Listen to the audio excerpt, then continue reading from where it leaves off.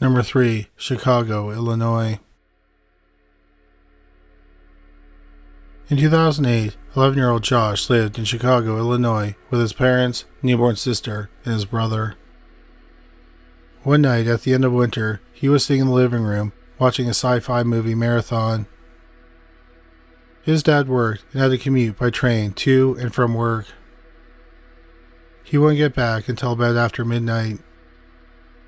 On this particular night, Josh's mom went out with her friends. Josh was home with his brother, sister, aunt, uncle, and grandmother. His grandmother and uncle were asleep on the couch, and Josh was the only person in the house who was awake. His aunt was sleeping elsewhere. At 10:45 p.m., he heard a knock at the door. None of the adults woke up, so Josh answered it. Even as a kid, he thought it was strange that someone was knocking at the door so late at night. He opened the stained glass door and saw two kids through the screen door. He couldn't make out the features of their faces. It was dark and they were wearing sweaters with their hoods up. But one looked to be about 14 years old. The other seemed to be between the ages of 8 and 10. The older kid said, "Excuse me, sir, we don't live around here. We're lost. Is there any way we could come into your home and use your phone to call our mother to pick us up?" Even at 11 years old, Josh thought it was odd that they addressed him as sir, especially since one of the kids was older than him. Josh told the kids that all the adults in his home were sleeping and they wouldn't approve of him letting strangers into their home. The older kid responded, "Come on, sir, please. We're really scared and it's cold outside." Josh said he would go inside and grab his house phone for them so that they could call their mother. Again, the older kid said, "Come on, sir, please." Against his will, Josh's hand started to move toward the handle to open the screen door. It was as if the kids were controlling his body. When Josh noticed his hand was moving, he consciously put his arm down. The older kid noticed Josh becoming nervous and said, "Mister, it's not like we have a gun or something." The phrase scared Josh. He felt like the kids had put him in a trance to get him to open the door. He thought that even if they didn't have a gun, they were capable of hurting him without weapons. Besides, it was dark outside, and kids in his neighborhood usually weren't out this late. While the older kid was trying to convince Josh to let them into his home, the younger kid seemed to be on the lookout. It's as if he was watching for Josh's parents to return, or the police. The older kid became angry and started banging on Josh's screen door, asking to be let in. Then he said, "We can't come in unless you say it's okay. Tell us it's okay to come into your home." Then the younger kid joined in, and they both started banging on the door. In unison, they asked to be let in. Then they took off their hoods. Their eyes were completely black and lifeless. Josh screamed, "I'm not letting you into the house," and then slammed the door shut. Finally, his grandmother woke up and asked why Josh had the door open. Josh brushed it off, and his grandmother fell back asleep. Josh went into the bathroom, and when he came out, he looked at the clock. The clock read 11:45 p.m. Somehow an hour had gone by, even though their interaction at the door lasted 15 minutes max. Josh believes the kids altered time and he was in a different dimension, and that's possibly why no one else woke up. At 11:47 p.m., Josh's neighbor looked out his window. The neighbor's window overlooked Josh's driveway and a community mailbox. The neighbor saw two young boys walk towards the mailbox. Then a fog suddenly appeared. The neighbor waited for the boys to walk through the fog, but they never re-emerged. They had vanished. Just before midnight, Josh sat back on the couch. His dad came home. Josh said he was happy to see his father. His dad asked why, and Josh said, just because. The next day, the neighbor said he saw Josh talking to the two kids on the doorstep, but the neighbor didn't see their eyes. The kids didn't go to the neighbor's house. They picked Josh's house for some unknown reason. But children are sensitive to paranormal entities, and the fact that Josh was young and had a newborn sister could have attracted these creepy kids. Josh hasn't seen the kids since, but that remains the scariest experience Josh has ever had. Josh is a YouTuber under the channel Josh Reviews Incorporated. He shared a story on the YouTube channel Bumps in the Night. Number 2. Rural Texas. The real name of the person whom this happened to is unknown. For the story, we'll call this person Ralph. Ralph was 10 years old in the 1980s. He was an only child to a single mother, and they lived in rural Texas. Ralph's mother bought a trailer in the country and installed the plumbing, electrical, and septic systems herself. They had a lot of privacy since they lived on 2 acres of land and they had few neighbors. That's what made his experience on one night extra strange. Ralph's mother was busy in her room. Ralph was in the kitchen when he heard a knock at the door. Ralph opened the door and found 2 girls and 2 boys on his doorstep. One of the boys asked if he could use their phone to call their mother. His eyes were different, but Ralph couldn't figure out what was unusual about them. Nevertheless, Ralph was suspicious. He had lived in the trailer for a few years and knew all the kids who lived nearby. These kids were unfamiliar. Even so, they were kids that needed help. So Ralph let them inside and brought them to the kitchen. Ralph pointed out the landline and the older boy picked it up. At that moment, Ralph's mother called for him. Ralph ran to his mother's room and she asked who was in the house. Ralph responded that some kids wanted to use their phone. She said he shouldn't let anyone into their house and he should tell them to leave. Ralph walked back into the kitchen. The kids were gone. The phone was off the hook and the front door was open again. Ralph looked outside and the kids were nowhere in sight. He thought that there was no way they had enough time to completely run out of sight while he was in the bedroom. But they had disappeared. After that encounter, Ralph's mother became ill. She became paranoid and was unable to find stable work. She began talking about conspiracy theories and how witchcraft was affecting her. Since she couldn't hold down stable work, she couldn't pay their phone bill. The phone company disconnected their landline, but their disconnected phone kept ringing. Usually, Ralph's mother answered. One day, his mother was busy, and Ralph answered. A woman said, "Hello," on the line, and then there was just static. Ralph told his mother what happened. She walked to a neighbor's house and called the phone company to check the line. They confirmed it was still disconnected. The wire was cut to the pole, so there was no explanation for the calls. Another day, Ralph and his mother were sitting on her bed. She said she felt like bugs were crawling on her. Ralph got off the bed and looked at the ceiling. There were thousands of little spiders crawling around. He told his mother to leave the room. She looked confused and Ralph insisted she leave, but she didn't. Ralph finally told her to look up. She ran out of the room in terror. They got their house fumigated several times a year until they moved years later. Ralph never saw those kids again. It wasn't until years later they learned about black-eyed children. That's when he realized what was weird about the older kid's eyes. They were black. Black-eyed children ask to be let in, but don't let them in, or misfortune, or even death, can come your way.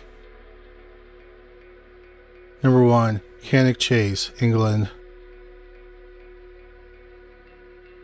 Cannock Chase is in Stratford County, North Birmingham, in England. In the area are the towns of Cannock, Hensford, and Rugeley. It's considered the country's smallest area of outstanding natural beauty. It's also become known as a hotspot for paranormal activity and black-eyed children. The first sighting was in 1982.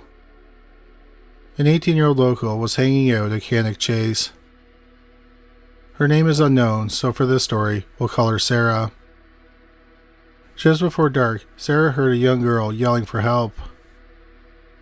Sarah ran towards the noise and found a girl about 6 years old on a dirt path who was running in the opposite direction. Sarah kept running after the girl as she continued to shout for help. Sarah eventually caught up to her. The girl turned around and her eyes were completely black with no white. Then the girl ran off and Sarah didn't follow. At the time, Sarah didn't find the encounter disturbing, and she was more worried that this young girl was lost. Sarah contacted the police, and the next morning a team of officers and tracker dogs searched the woods. But the police didn't find anyone, and there weren't any reports of missing children. Sarah only became fearful of her sighting once her neighbor told her about the child killings that happened in the area 2 decades earlier. On September 8, 1965, 6-year-old Margaret Reynolds disappeared while on her way to school in Birmingham. It's about 25 miles from Cannock Chase. On December 30, 1965, 5-year-old Diane Tift was walking to her grandmother's house. But sadly, she disappeared while walking in Bloxwich, Walsall. On June 12, 1966, a worker spotted a body in the Cannock Chase area. When the police came to the area, they found a second body. They were the bodies of Margaret Reynolds and Diane Tift. On August 19, 1967, 7-year-old Christine Darby was playing outside with friends. She was in her hometown of Walsall, about 12 miles south of Cannock Chase. A man pulled up to the curb in his car and asked Christine for directions. The man lured her into his car and they drove off. 4 days later, a soldier found Christine's body near the Cannock Chase rifle range. Christine's body was found only 3 miles from where the bodies of Margaret and Diane were found. All 3 girls have been abducted, raped, strangled, and then buried on Cannock Chase. In 1969, Raymond Leslie Morris was found guilty of the murder of 7-year-old Christine Darby. He was connected to her murder because witnesses saw his car when he kidnapped Christine. Thousands of people with the same car were interviewed. Then, in 1968, Morris tried to kidnap a 10-year-old girl. She managed to get away and witnesses marked down his license plate. Then police traced the car to Raymond Morris. Initially, Morris's wife, Carol, gave Morris an alibi for the day of Christine's murder. The police searched their home and they found indecent photos of a young girl. Morris was arrested and then Carol retracted her alibi. Morris was sentenced to life in prison. There was enough evidence to charge Morris with the murders of 6-year-old Margaret Reynolds and 5-year-old Diane Tift. Their murders remain officially unsolved, but police have openly said that they think Morris is guilty. In March 2014, Morris died in prison at the age of 84 of natural causes. Lee Brickley is a paranormal investigator in Cannock, and Sarah is his aunt. He thinks that the black-eyed girls may be the ghosts of either Margaret, Christine, or Diane. Or he thinks these black-eyed kids have to do with the occult. 2,000 years earlier, a tribe called the Cornovi took part in satanic rituals and human sacrifices around Cannock Chase. One of the group's rules was to not harm children. But Satanists to this day still do rituals in Cannock Chase and could have conjured up something wicked, like a child demon. Even if his aunt continued to chase the kid, Wrigley thinks she would never have caught up. Since it was dusk, he thinks Sarah would have gone lost in the woods in the dark. Sarah's sighting is far from the only one. In fall 2014, a woman and her kid were walking in an area of Cannock Chase called Birch's Valley when she heard a kid screaming. She ran towards the sound but couldn't find the kid, so she stopped to catch her breath. She turned around and saw a girl under the age of 10 standing there with her hands over her eyes. The woman asked the girl if she was okay and if she was the one who had been screaming. She put her hands down and opened her eyes. They were completely black. The woman jumped back and looked away while she grabbed her daughter. When she looked back, the girl was gone. In October 2014, someone got the first ever photo of a black-eyed kid in Birch's Valley.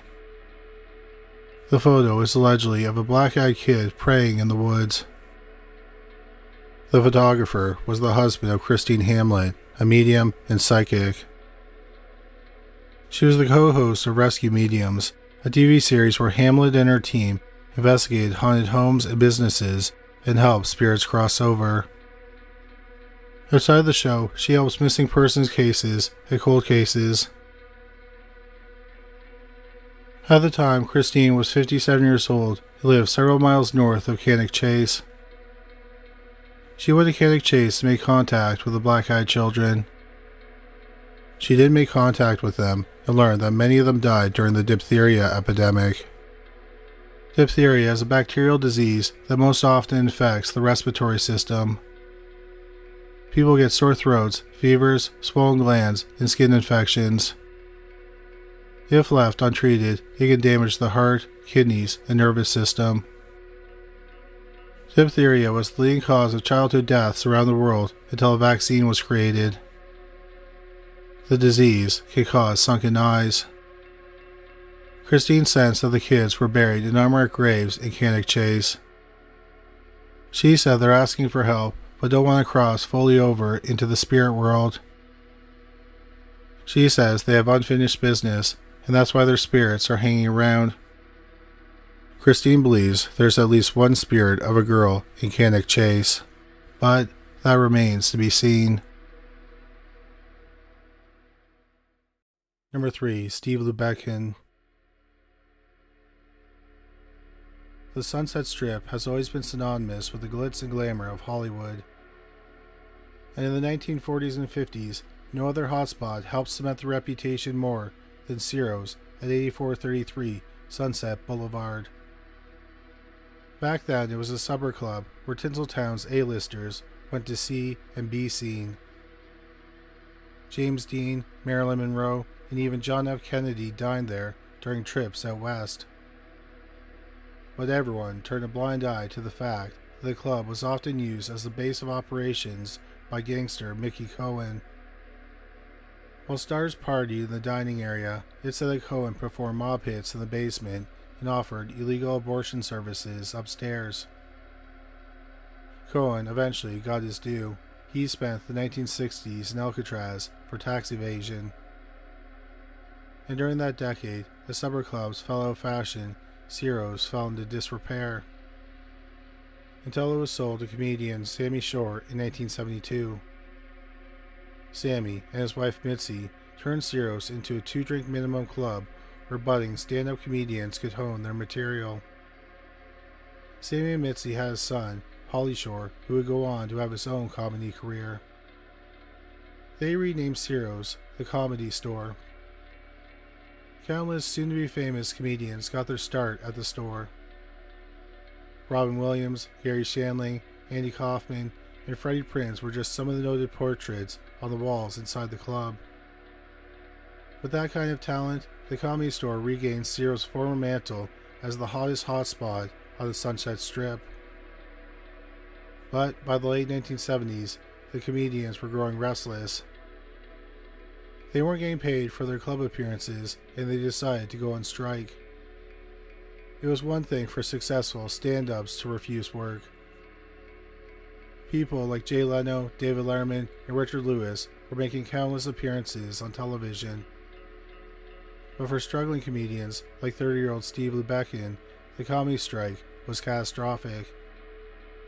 Despondent over his lack of career success and resentful over having been blackballed for his participation in the strike, on June 1st, 1979, Lubekin took the elevator up all 14 floors of the Continental Hyatt House Hotel next door to the Comedy Store, and he threw himself off the roof. His body landed in the Comedy Store's parking lot. "My name is Steve Lubekin," his suicide note read. "I used to work at the Comedy Store." The 1980s saw a new crop of promising young comedians appearing at the club. People like Bill Hicks, Bob Saget, and Louis Anderson. But they all had to contend with the ghost of Steve Lubekin. Doorman Harris Pete reported seeing chairs rise off the ground. Sometimes, when his back was turned, chairs would inexplicably stack themselves. Ashtrays would fly across the room. Candles would light and extinguish themselves. Waitress and author Laurie Jacobson said someone tried to trip her, but when she turned around, there was no one there. Yet, the Comedy Store's most notorious ghostly encounter happened one night in 1986 while rock and roll comedian Sam Kinison was getting ready to perform. Kinison was a former Pentecostal preacher, and his screaming style of comedy was said to rile the spirits in the club. As Kinison took the stage, ethereal, angry whispers whirled around the smoky room. "It's him," the voices repeated. "He's on." When Kinison realized he wasn't being taunted by the audience, he got angry.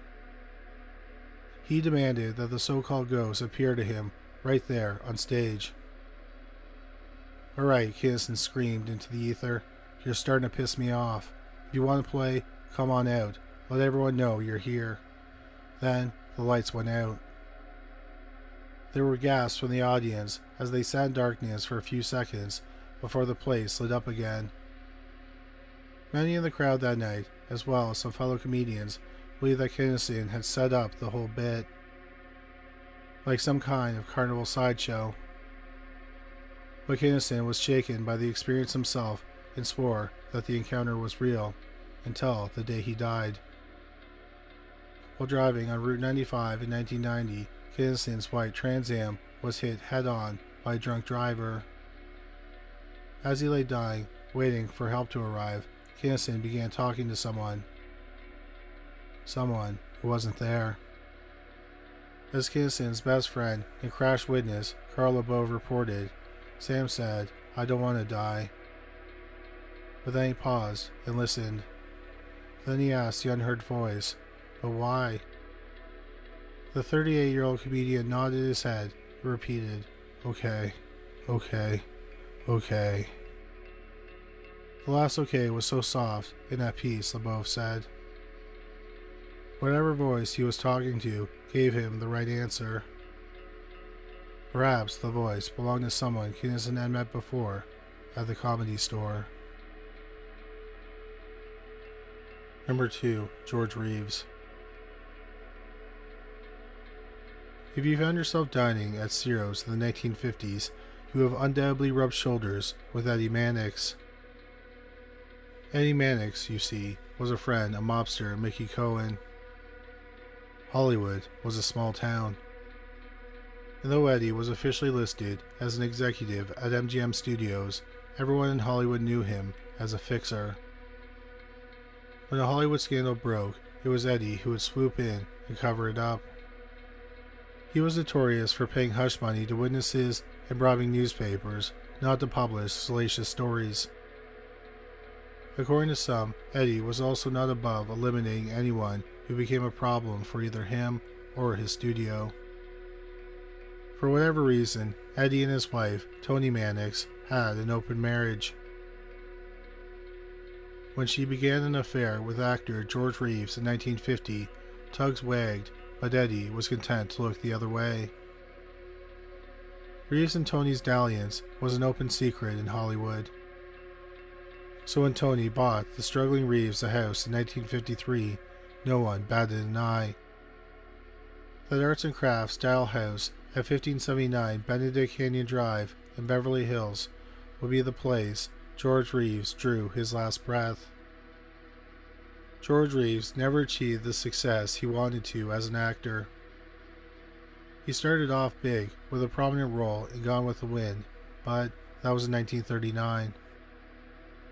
After that, it had all been downhill. In 1951, Reeves was out of options and money. So he took on the title role in the Saturday morning kids TV show, The Adventures of Superman. By all accounts, Reeves felt that the role was beneath his talent, but he loved the adoration he received from the brand new generation of TV kids. He continued in the role for the next 6 years, until 1958, when the cancellation of Superman sent George Reeves into a tailspin. Unable to break into more serious acting thanks to the stigma of television, Reeves began drinking heavily. He and Toni would often fight until Reeves, convinced he could never live up to Toni's high standards, broke up with her. Amazingly, Reeves cut the house Toni had given him and almost immediately became engaged to New York's society playgirl, Lenore Lemon. The breakup and Reeves' new relationship enraged Toni. But, perhaps more importantly, it enraged her husband, Eddie. One day in 1959, while driving through the treacherous Hollywood Hills, Reeves drove his Jaguar into a tree and suffered head lacerations and a concussion. The mechanic later said that his brake line had been cut. 2 months later, on June 19, 1959, Reeves and Lemon hosted a dinner party for a few friends. After drinking heavily, he and his fiancée got into a fight. Reeves excused himself and went upstairs. I wouldn't be surprised if he went up there to shoot himself, Lemon told the guests. Moments later, a gunshot rang out from the bedroom. When they rushed in, they found Reeves lying naked on his bed, a gunshot wound to his temple, a gun on the floor. George Reeves was 45 years old. Another sad case of unfulfilled promise and broken dreams, the papers reported. Hollywood is full of those. But some, including Reeves' mother, thought that something more sinister happened. She refused to let her actor son be buried until officials conducted a second autopsy. For 6 months, Reeves' corpse stayed in the LA County morgue. Eventually, the official ruling was deemed suicide, and Reeves was cremated and interred at Mountain View Cemetery. In the meantime, Reeves' fiancée, after learning he had left everything to Toni Mannix, packed up her belongings and went back to New York. And that Benedict Canyon house stood empty for 6 years. When it was finally purchased in 1965, the couple who bought it had little idea of the house's sordid past. They were confused when their German shepherd would sit and whine at the bedroom door. And they were baffled by the smell of gunpowder that would waft through the hall when the breeze was just right. One night, while hosting a dinner party, the guests heard noises coming from the bedroom. When they went upstairs to investigate, they found the place had been ransacked. Dresser drawers had been pulled out, clothes were strewn about the room. When the guests went back downstairs, their cocktail glasses had inexplicably been moved from the living room to the kitchen. Later, other residents of the home had far less mysterious encounters. They straight up saw the ghost of George Reeves on numerous occasions. During these sightings, they reported that Reeves was always standing at the top of the stairs. Sometimes he wore his famous red cape costume. Sometimes he was nude. But in each instance, the ghost of George Reeves was holding a gun. Perhaps it was the German Luger he reportedly used to end his life. Or perhaps it was a different gun, a gun that someone else used to kill Superman. Number 1. Paul Byrne. 27 years before George Reeves' death, but less than a mile down the road from his house, lived platinum blonde film star Jean Harlow. It's hard to overstate just how huge Harlow was in the 1930s. Her films raked in money hand over fist. Theaters where she made personal appearances would sell out in minutes. One Los Angeles newspaper published an extensive 10-part life story of the actress. And she was only 21 years old. So it set tongues wagging in Hollywood when Harlow announced that she would marry nebbish 42-year-old film executive Paul Byrne in 1932. Though some wondered about the attraction between the mismatched couple. By all accounts, Burns was one of Hollywood's nicest guys. Sometimes nice guys do win, it seems. Harlow and Burns' private wedding, held at his mother's home, had a select guest list. Studio chiefs Irving Thalberg and David O. Selznick were there, as was MGM honcho Louis B. Mayer. There was also a reported appearance by Mayer's right-hand man and Harlow's friend, fixer Eddie Mannix. The newspapers of the time covered the ceremony with meticulous detail, having headlines with Harlow's name churned out extra editions and sold copies. So it's understandable that the papers practically ran out of ink when, just 2 months after the wedding, Paul Byrne was found dead on his bathroom floor. In the same house Byrne had gifted to Harlow on their wedding day, at 9820 Easton Drive in Benedict Canyon. The police were called to the scene, but studio executives got there first, including Eddie Mannix. Eddie found Byrne naked with a gunshot wound to the head and a .38 caliber revolver in his hand. The messy death of a husband of Hollywood's brightest star would be bad for business. So Eddie went to work concocting a cover story to fix things. One theory is that Eddie rifled through Burns' papers and discovered an apology letter he had never given to Harlow. Then he left it for the police to find. Unfortunately, this is the only way to make good the frightful wrong I've done you, the note read, and wipe out my humiliation. Newspapers printed it as Burns' suicide note, no questions asked. The official story became that Byrne had been despondent to discover that he was impotent. Whispers abounded that their marriage had never been consummated. Harlow never made a statement, although she did drop a few tidbits to the gossip columnists. She said that Byrne was jealous of her flirtatious relationship with Hollywood's leading men. Either way, what these stories intoned was that Byrne felt he didn't measure up. Byrne's suicide, they said, was the result of a sad tragedy. It was a scandal, yes, but for Eddie Mannix, it was a small price to pay. Because the truth was 10 times worse. It seems Paul Byrne had neglected to tell anyone that he was already legally married to a woman named Dorothy Millette, and she had been stalking him in the weeks before his death because he had stopped the $350 a week payment he had been giving her for years. Some say that Harlow made him stop the payments when she found out. Either way, 3 weeks after Byrne's death, Dorothy Millette was found dead in a river, a loose end tied off. Jean Harlow's star continued to rise. She became one of film's top draws at the box office, appearing alongside Clark Gable, Lionel Barrymore, and William Powell.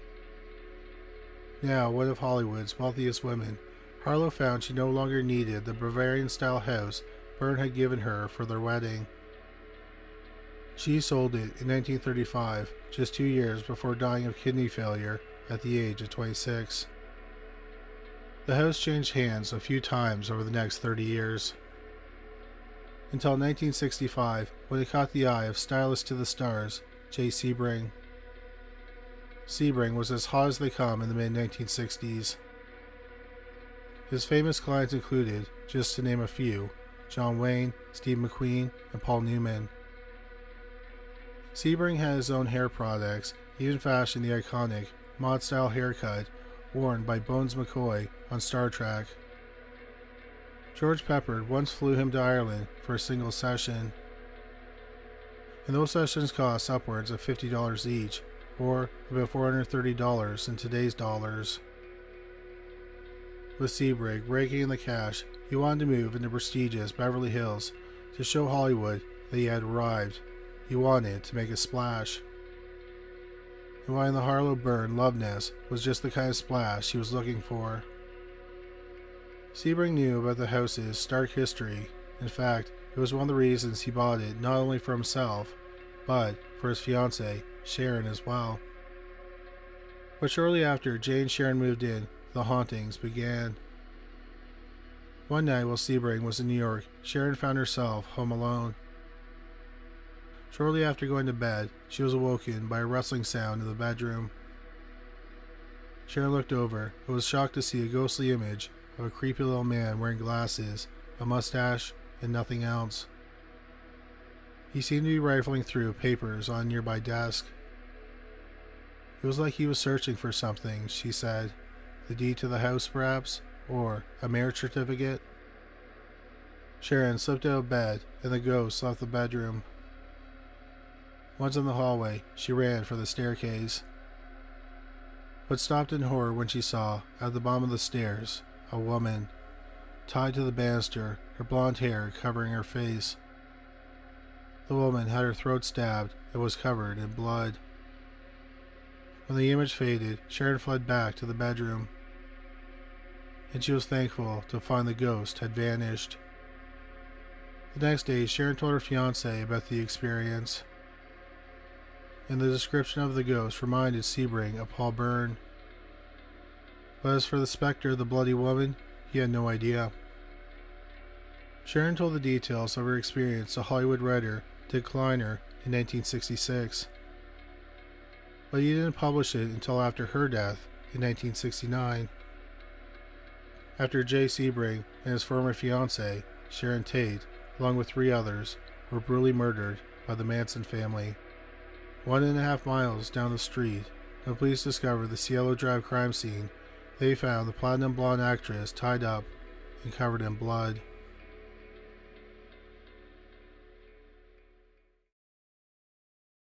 Number 3. Shanghai Tunnels, Portland, Oregon.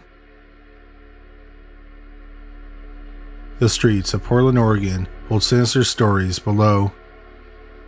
For 50 years, underground tunnels were used to deliver items from ships to businesses. At night, legend says they were used for human trafficking. The tunnels run through the historic downtown to the Willamette River. From 1850 to 1941, Portland was known as the Forbidden City of the West and considered dangerous. Police, politicians, and businesses took part or turned a blind eye to capturing people and selling them. Men were sold to ships for free labor, and women were kidnapped and sent to other cities for sex trafficking. The tunnels were connected to the basements of dance halls, saloons, brothels, and gambling parlors. The White Eagle Saloon and Brothel and the Merchant Hotel are just 2 of the businesses that took part. The human traffickers were called crimps. Crimps would pick customers at these businesses, schmooze them, and load them up with booze or drugs, and then lead them away from the crowd.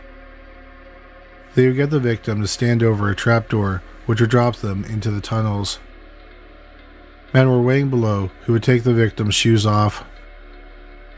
The ground was lined with broken glass. The victims couldn't run away, and if they did, there was a trail of blood to find them. The victims were then dragged into a holding cell. Once the ship was about to leave, the traffickers would give the captives a drink laced with drugs, making them easier to move onto the ships. The captors would receive $50 for each person. In 1850, $50 was the equivalent of about $1,900 today. Thousands of people a year were said to have fallen into this underground scheme. Many people are said to have died in the tunnels due to starvation, harsh treatment, and overdoses. As for the women, crimps would pretend to be missionaries or police. They would prey on women who were new to town. They would recommend a boarding house or a hotel. Once the women checked in, they would be drugged and held captive in the underground cells. There were underground opium dens and illegal bars in the tunnels during Prohibition. The speakeasies were usually run by mobsters who sometimes got into turf wars. During this time, legend has it that some of the women held captive were put on ships and sent to brothels in other cities or countries. It's called a legend because historians and archaeologists say they haven't found concrete evidence of human trafficking. But paranormal investigators supposedly have. Bob Chamberlain is with the Northwest Paranormal Investigations Group. In the 2000s, he and two others were preserving old boots found in the tunnel. A brick was thrown at them by something invisible and missed his head by an inch.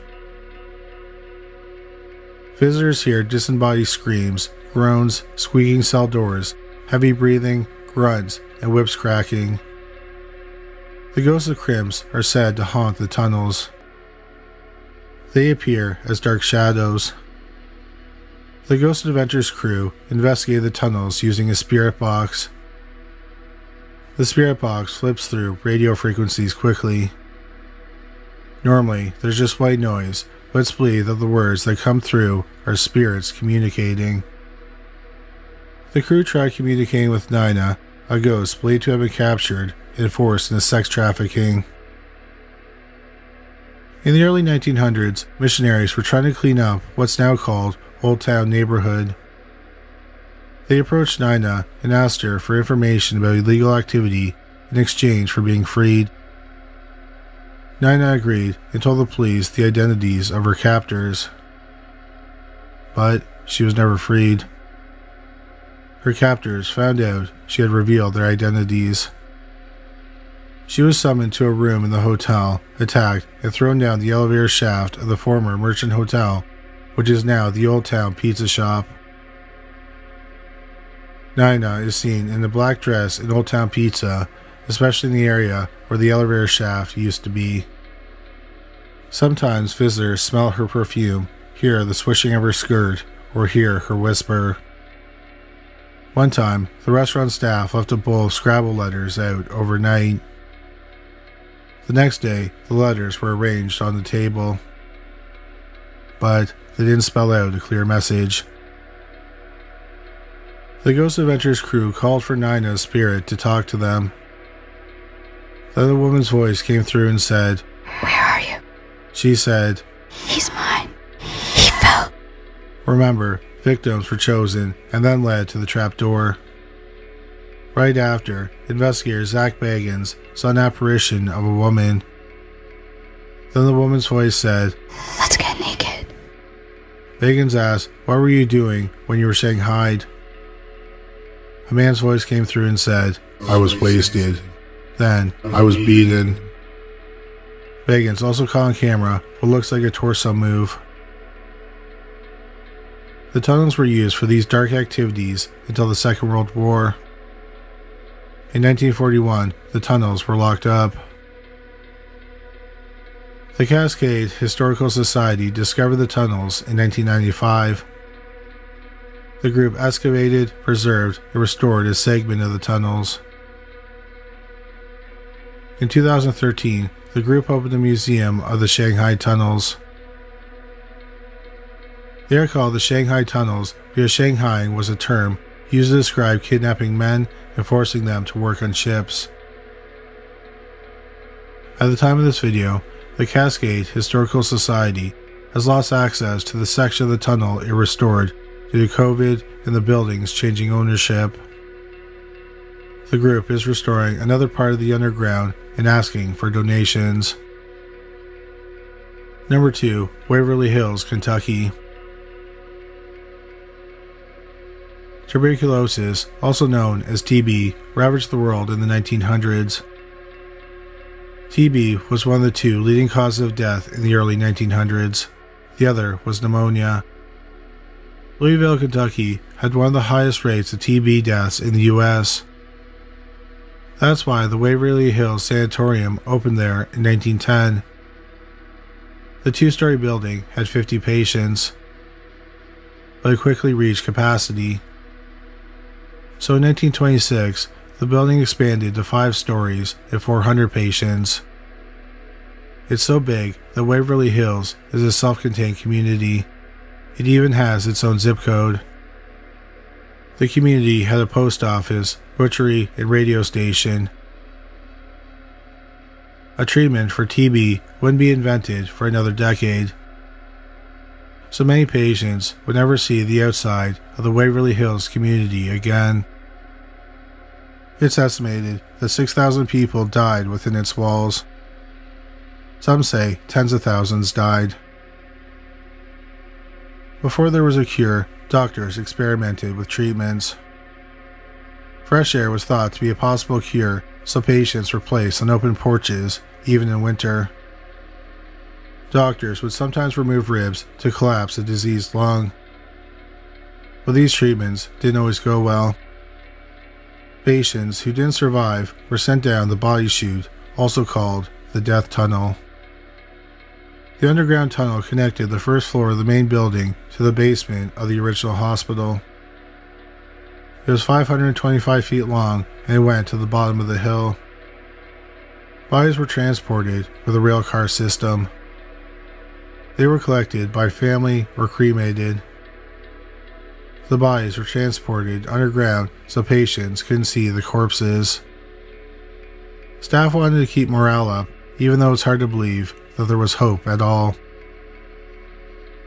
Today, about 425 feet of tunnel remain, and it's haunted. Patrick McQuarrie and Jason Spence from the Haunted Side Paranormal Investigations YouTube went into the death tunnel, just the two of them. They heard a hiss in the tunnel, then one of their flashlights turned off in their hand. They were using an obelisk to communicate with spirits. The obelisk has a word bank so spirits can pick a word and the machine will read it aloud. Their obelisk said, "No." Investigators from the show Paranormal Lockdown spent 72 hours at Waverly Hills. Paranormal investigator Nick Groff slept alone in the body chute. He set up motion-activated lights while he slept. The lights are off unless something moves directly on top of them. While he was sleeping, the lights turned on. I just heard something. Hello? Groff woke up and heard something shuffling down the tunnel toward him. I heard something walking. The rest of the building is haunted too. Visitors see the ghost of a doctor around the treatment area of the former sanatorium. He is wearing a white coat. A little girl is seen running around the third-floor solarium where people were kept in the sun. A 6-year-old boy named Timmy is said to have passed away at the hospital. He now plays pranks on visitors. He's also said to roll a ball along the floor. Visitors smell cooking food in the kitchen and freshly baked bread in the cafeteria and see a man in a white outfit. Doors slam and people hear footsteps when no one else is around. The 5th floor used to have a nurse station. Legend says that a 29-year-old nurse was found hanging in room 502 in 1928. She was unmarried and pregnant. In 1932, a nurse jumped from the 5th floor patio and died upon impact. Rumors say she was pushed to her death. Since then, people see shadow figures and hear disembodied voices on the 5th floor. Today, the sanatorium hosts regular paranormal investigations that anyone can sign up for, including private, overnight investigations. Number 1. The Clausland Mountain Tunnels, Rockland County, New York. Entering underground tunnels through a rotting tree. It sounds like something out of Alice in Wonderland. The creepy crawlies you'll meet inside the tunnels aren't that far off from the twisted creatures in the Wonderland. The tunnels below Poveglia State Park in Rockland County were built in the early 1900s as part of Camp Bluefields. It was the training grounds for the National Guard. The tunnels allowed the Guard to move between rifle shooting ranges without getting hurt. But bullets at these ranges would ricochet over the mountain and land on homes. Many homes were set on fire and people complained, so the facility was shut down until the First World War. Then Camp Bluefields became a training grounds for up to 30,000 troops between 1914 and 1918. After the war, Camp Bluefields was shut down and the area was handed over to the state. The buildings were demolished, but the tunnels remained, and so do the countless stories of paranormal and satanic activity. In 1984, college students drove by the mountain at night. They came across people in robes who were blocking the road. The students were forced to stop the car. The students heard a woman screaming next to the row of figures. The row of figures came towards the car with weapons in hand. Not willing to find out what would happen next, the driver stepped on the gas pedal and the students got out of there. The students told the police about the incident and they investigated, but they found nothing. Another time, someone named Ralph Sinisi and 4 of his friends explored the tunnels at around 3 a.m. The group found a room with a noose hanging from the ceiling. They left the tunnels and got out on top of the tunnels outside. They were starting to relax and drink some beers. Then they heard a loud, inhuman scream coming from the trees. The sound appeared to come towards them. They stood up, dropped their beers, and ran through the forest in the dark. They made it safely back to the car and peeled out there. At the bottom of the mountain, they came across ambulances and police cars, and a horrific scene. There had been a terrible car collision. Blood covered the road. They saw 2 human legs on their own, detached from a body. The group agreed that the scream they heard was the soul of the person leaving their body, reverberating up the mountain. Mark Millico believes that the entrance through the rotting tree is evil. He said that near the entrance there's a portal to another world. He said that the wind blows straight out the wall, even though there's no hole. He also said there's an apparition of a soldier who lost his mind and killed his platoon. The spirit causes people to feel intense anger. It also gives people headaches. His friends are Wiccans and try to exorcise the evil spirit. During their exorcism, one of his friends became weak and they felt the spirit get enraged. They got scared and ran away. But before they could get out of the tunnels, the spirit shoved them so hard that they moved several feet. Then the spirit grabbed a walking stick out of one of their hands and threw it about 10 feet away. People say that people have died by suicide in the tunnels, that mobs dump bodies there, and that the police avoid the tunnels because of the satanic cults who operate there. An explorer even found a shrine of candles in one of the underground chambers. What is known is that the dark, dingy tunnels, covered in graffiti, are mysterious enough to have made them legendary. Number 3. The St. Catharines Poltergeist. St. Catharines is a city in the Niagara region of Ontario, Canada. In 1970, the city had a population of just under 110,000. It was home to an unidentified family who we'll call the Wilsons for the sake of simplicity. Jordan and Jessica Wilson and their 2 sons, 11-year-old Liam and 8-year-old Nolan, lived in an apartment building above a cleaning store in downtown St. Catharines. The family had lived there for years and they never had any problems. But then, in January 1970, they noticed that furniture seemed to move on its own, and paintings and photographs would fall off the walls. At first, they assumed that there was something wrong with the structure of the building. Engineers with the city came and checked out the building, but found nothing wrong with it. The family then brought in the gas company because they thought something might be wrong with the furnace. Then the fire department inspected the building. Their visit was followed by an inspection by the Public Utilities Commission. No one found anything wrong with the building. One day, a police officer was in the building because there was a domestic dispute in another apartment. Jessica asked the officer to come into the apartment. Inside the apartment, the officer witnessed some objects moving around by themselves. More police officers were assigned to observe the apartment. One officer noted a footstool flipped over by itself. Another time, a chair slid across the floor of a bedroom to the bed of the youngest Wilson, Nolan. One time, an officer was sitting in a chair and a force tipped it over, knocking him to the floor. An officer watched as a bed levitated 6 inches off the floor. There was a photo of Jordan, Jessica, and Nolan, and apparently the people in the photograph started moving. In total, 5 police officers were assigned to observe the strange occurrences of the Wilson home. 4 of the officers submitted official reports stating they experienced unexplained phenomenon. The 5th officer refused to submit his report because he didn't think anyone would believe what he saw. The 5 police officers were not the only people to witness the strange phenomenon.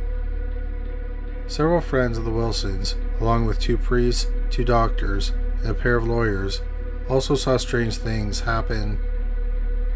On the evening of February 4th, 1970, a priest was in the apartment and he saw a bed move away from a wall. The priest pushed the bed back and it moved again. 2 evenings later, a police officer was in the kitchen examining a cabinet that had tipped over. He then started walking towards the living room. As he did, he heard footsteps head towards him and then go past him into the kitchen. The officer followed the sounds of the footsteps into the kitchen and he saw a chair had been moved into the middle of the room. The next night, the same officer was outside the apartment. A woman who was visiting the Wilson family came out and found the officer. She told the officer to come into one of the bedrooms because one end of a heavy bed had levitated off the ground. The officer went into the bedroom and saw that one end of the bed was several feet off the ground and 2 chairs were holding it up. Then suddenly a photograph that was on the wall flew off and crashed onto the ground. The officer said that it looked like someone had taken the photograph off the wall and thrown it. The next night, a friend was visiting the Wilson family and she saw a rocking chair move across the room. Then she heard a loud bang in the bedroom the boys shared. She went in and discovered that a doll had flown off a shelf on the wall and laid on the floor close to Liam's bed. 2 officers came over that night. A couple who were friends with the Wilsons were also there. They were all sitting in the living room, and one of the officers was sitting in a spot where he could see into the boys' bedroom. He watched as a framed picture fell on Liam's head. This was seemingly the start of a chain of strange phenomenon. A lamp in the bedroom toppled over, a large chest of drawers moved and then moved back. A chair flew up and crashed back down to the floor. On a dressing table, all the objects started moving in one direction except for an alarm clock. The alarm clock flew off in the opposite direction. A bookcase toppled. Jordan Wilson was sitting on a chair. Several people saw it levitate and then crash back down. On February 10th, an officer witnessed Liam Wilson being thrown off a chair. This was not the first time Liam flew off the chair. That had happened about a dozen times in 2 weeks. The next day, a chair Liam was sitting on rose up 6 inches off the floor and then slammed back down. 2 detectives, 2 doctors, and a lawyer all witnessed this, and they couldn't explain how it happened. All the strange happenings put a tremendous amount of stress on the family. They decided to go on vacation to Montreal, Quebec. While in Montreal, nothing unusual happened. When they returned home, the strange occurrences seemed to have come to an end. Those who witnessed the supposed paranormal activity said that it often happened when Liam, the eldest of the Wilson boys, was around. So many people thought he was somehow perpetrating the occurrences. Perhaps he was doing it as a hoax. The officers, who were trained investigators, were also suspicious of this. But they watched him closely, and they knew he wasn't doing anything to cause the occurrences. Also, some things, like knocking over a chair with a police officer in it, would have been physically impossible for an 11-year-old the size of Liam to do. The police talked to Liam's teacher and principal, and they said he was well behaved and never caused any problems. They also said nothing strange happened while Liam was at school. Some people, including the police who witnessed the strange activity, believe a poltergeist haunted Liam.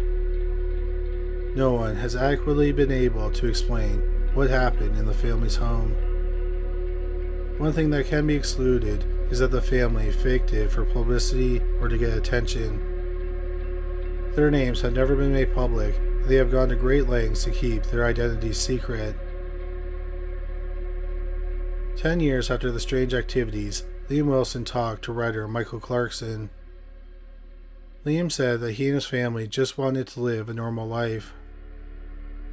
Even a decade after the strange phenomenon, he hoped that no one would identify them because he didn't want it to cause any problems with his life. Several people have tracked down Liam, and when they did, he lied and said he wasn't the person they were looking for. When Clarkson asked Liam if it was all an elaborate hoax, he denied it. He said, why would he lie? The building where the Wilson family lived is still standing. For many years, it was a pizzeria with 6 residential units. The building went up for sale in August 2020. It's unclear what the building is now. If you happen to know what's in the building at 237 Church Street in St. Catharines, Ontario, we'd love to know. Please share that info in the comment section below.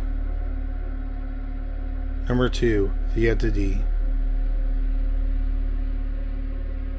In the early 1970s, Doris Blyther lived in a rundown house in Culver City, which is a Los Angeles suburb.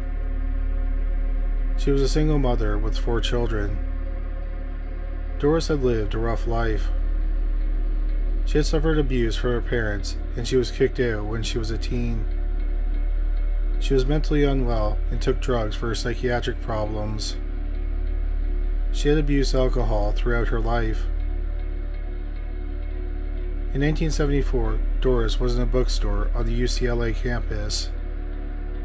She heard a lecture that was being given by Dr. Barry Taff and his research assistant, Carrie Gaynor. Taff and Gaynor both worked in the parapsychology department at UCLA. After the lecture, Doris approached them and told them that her house was haunted. In fact, she had even been raped by the poltergeist several times. She claimed that 3 entities entered her room. 2 would hold her down, and the 3rd one sexually assaulted her. Taff and Gaynor went to Doris's home, which had been condemned by the city. It was immediately clear that the family lived in squalor. The researchers looked around and noticed strange odors and cold spots, which are signs of a haunting. They interviewed Doris, and she showed them bruises she had from when the entities attacked her. She told them that she heard banging on the walls and the lights would flicker. She said that the fuse box had been pulled out of the wall and it was thrown at her by an unseen entity. Taff and Gaynor also talked to Doris's children. They also experienced strange phenomenon. They said they were slapped, bitten, and scratched by an unseen entity. One of her sons saw his mother being thrown around the room, and he tried to intervene. His arm was nearly broken when he tried to save her. While Taff and Gaynor were in the home, they saw a closet door open by itself, and a frying pan flew across the room. Taff and Gaynor thought that they saw and heard enough to set up an investigation at the Blyther house. Over 10 weeks, 30 investigators visited the family's home. They took many photographs and had them developed. In some of the photos, there were white trails that were left by white orbs. One of the most famous photos is this one, with a white arc over Doris. In another incident, researchers witnessed a green mist form into the shape of a male torso and coil itself around Doris. While there was a camera recording the incident, the green mist wasn't visible on the film. Doris said that there was one main humanoid spirit, which she called the Entity. Shortly after the investigation wrapped up, the Blyther family moved out of state and settled in Texas. In 1978, a fictionalized account of the alleged haunting was published as a novel entitled The Entity. In 1981, it was made into a film of the same name. After Doris Blyther moved away, she stayed out of the media spotlight. She eventually even lost contact with her children. She supposedly remarried and changed her name. According to Barry Tapp's website, Doris died in 1999 at the age of 58. In a 2011 posting on Tapp's website, he wrote that he did not think that Doris had been raped by the ghost. He said that there's no evidence that she ever had sex with a ghost. He said that there was simply not enough evidence to support that. But he does think that she was haunted by a terrifying poltergeist. Number 1. The San Pedro Poltergeist. In the winter of 1988, 23-year-old Jackie Hernandez was going through a rough part in her marriage. At the time, she had a 2-year-old son, Jamie, and she was pregnant with her second child. She decided to move with Jamie into a bungalow in San Pedro, which is a community in South Los Angeles. At first, she really enjoyed the house. But after about a month there, she noticed some strange things happening. For example, it sounded like someone was in the walls, and they were dropping pebbles that would roll down from the top to the bottom of the walls. Then, every night, she started to hear a loud-pitched noise. One night, she decided to find the source of the noise. She noticed that it was coming from somewhere in the attic. That's when she noticed the door to the attic was open. She thought that this was odd because she knew she didn't open it herself. She was too scared to ever go into the attic herself. A babysitter, Christina Jakovic, also experienced the strange phenomenon. She said that one time while she was babysitting, she heard strange sounds coming from Jamie's room. She walked towards his room, and just as she got there, the door opened by itself. Christina went into the room and closed the door behind her. Then, when she went to leave, the door opened again by itself. One day, Jackie and Christina were doing some chores in Jackie's kitchen. They saw some strange glowing orbs. Jackie managed to snap a photo of the orbs. Then the camera stopped working. Christina thought if they didn't point the camera at the orbs, the camera might start working again. So she pointed the camera out the window. When she looked through the viewfinder, she was shocked to see a decrepit old man. The incident spooked Christina, and she fled the house. Other people noticed strange and sometimes violent things happening in the house. For example, Jackie had a daybed and it would often collapse while someone was on it. Another time, her son Jamie was thrown against a wall. On a different occasion, pencils flew out of their holder. In April 1989, Jackie gave birth to a daughter, Samantha. Unfortunately, the presence of an infant didn't do anything to diminish the strange happenings. One time, Jackie got up in the middle of the night and she saw an old man sitting on her son's bunk bed. She looked away, and then when she looked at the bed again, the man was gone. Jackie also started to have terrible nightmares. For example, she had dreams that she was attacked with a lead pipe and then she was thrown into the San Pedro harbor where she drowned. But in her dreams, it didn't look like modern times. Instead, she thought it looked like the 1930s. Eventually, Jackie determined that there were two spirits in her home. One was benign, but the other was wrathful. In August 1989, Jackie said she was doing the dishes, and suddenly, the water changed to a blood-like ooze. She said that the ooze started coming out of the walls. Jackie finally decided to call paranormal investigator Barry Taft, who we talked about in our previous entry. On August 8, 1989, Barry and his team went to Jackie's home, armed with cameras, infrared detectors, and other equipment. They first sat Jackie down for an interview in front of a camera. But they had a problem because the light stopped working. Then they heard loud footsteps in the attic. One of the photographers, Jeff Wheatcraft, went into the attic with a 35mm camera. Jackie's husband, Al Hernandez, was there that night. Al did not believe that the house was haunted, but he thought it would be a good idea if the paranormal investigators came because he thought it would prove to Jackie that the house wasn't haunted. While Jeff Wheatcraft was in the attic, Al was in the bedroom with the kids. Then, Al very distinctly heard someone whisper in his ear, "Tell them to get the hell out of here." Seconds later, he heard a scream in the attic. Wheatcraft bolted out of the attic. He claimed that something had grabbed his camera. The camera was expensive, and Wheatcraft needed it, so he decided to go back into the attic. A teammate with a video camera followed him, but the video camera stopped working in the attic. Wheatcraft found the camera's body in a crate, and the lens was behind the attic's trapdoor. Once he found the camera, he and his teammate immediately got out of the attic. Once everyone was on the main floor, they heard footsteps in the attic again. The team told Jackie that they were going to leave and review the material. They promised they would contact her soon. That night, Jackie and the kids slept in the living room. Jackie could hear something in the children's room. Then a beach ball flew out of the room as if someone had thrown it. As Jackie was lying on the couch, she felt an unseen force hold her down and try to suffocate her. She was sure she was going to die. But then suddenly, it let her go and she caught her breath.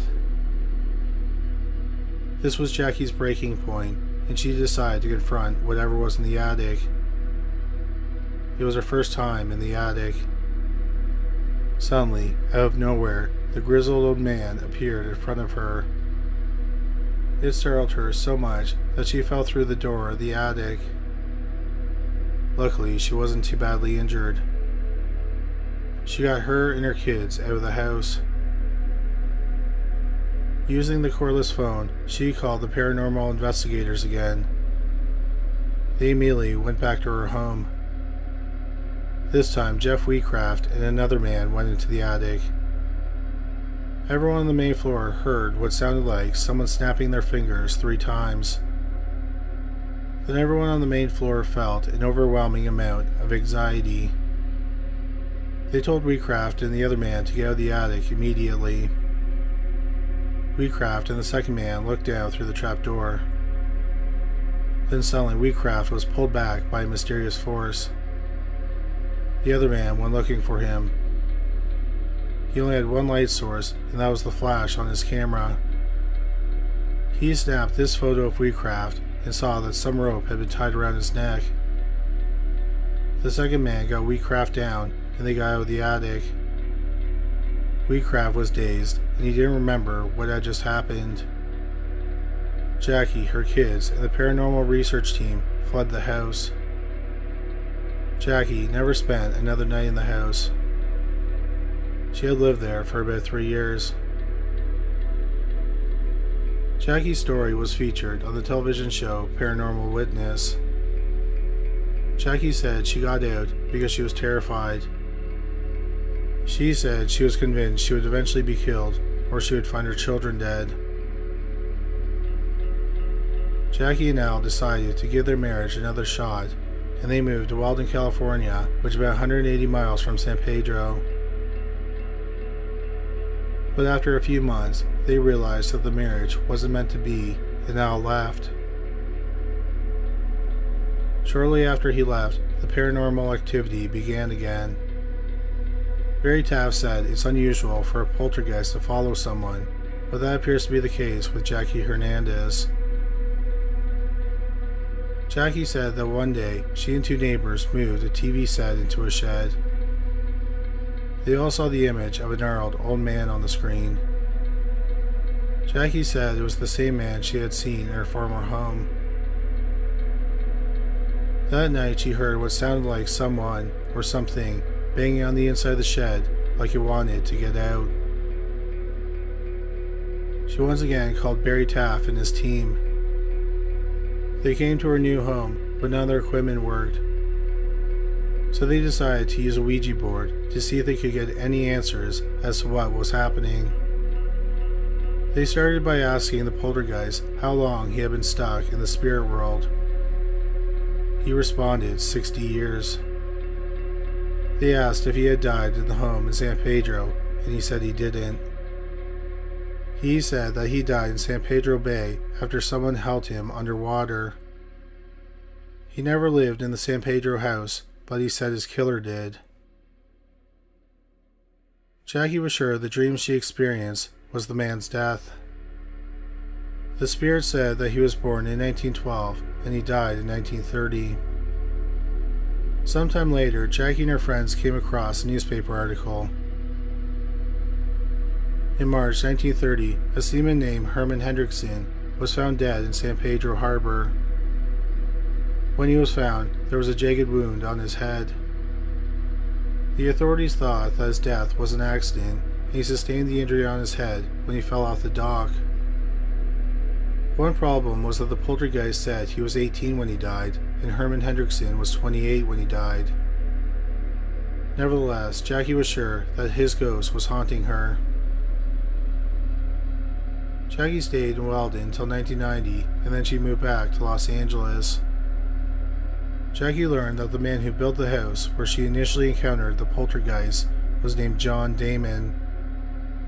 She was sure that this was the ghost of the old man she would see. One day in the spring of 1990, she was in San Pedro, and she was by the home where she used to live. Suddenly, she saw a small ball of light. She followed the light, and it led her to a cemetery. It then went to a gravesite. It was the gravesite of John Damon. The light circled the tombstone a few times, and then just disappeared. After that, she never saw the spirit of the old man ever again. The other poltergeists also started to leave her alone, and eventually, all the paranormal activity stopped. According to the television show Paranormal Witness, the house in San Pedro was rented out to other people. However, these new renters rarely stayed longer than a few months. The house in San Pedro is still there today. Number 3. Julie Legree, at Isto Island, North Carolina. It's true. 22-year-old Julia Legree died in 1852. Born Julia Georgiana Seabrook, she married John Berwick Legree. They had a kid named Hugh Swenton Legree. From there, the legend takes over. Julia became sick on Edisto Island about 45 miles south of Charleston. She had diphtheria, which in the 1800s could be a death sentence. She fell into a coma. Her pulse must have been so faint that it couldn't be found. She must have been breathing so shallow that it seemed that she wasn't breathing because the doctor pronounced her dead. To prevent the spread of disease, bodies were quickly buried. Embalming wasn't widely practiced, so Julia was interred that day. She was placed in her family's stone mausoleum in the Edisto Island Presbyterian Church Cemetery. The heavy marble door to the crypt was sealed. Sadly, her son, Hugh, died in 1854, so the mausoleum was reopened. The family was shocked to see Julia's body near the door. Her body had moved from where they laid her to rest.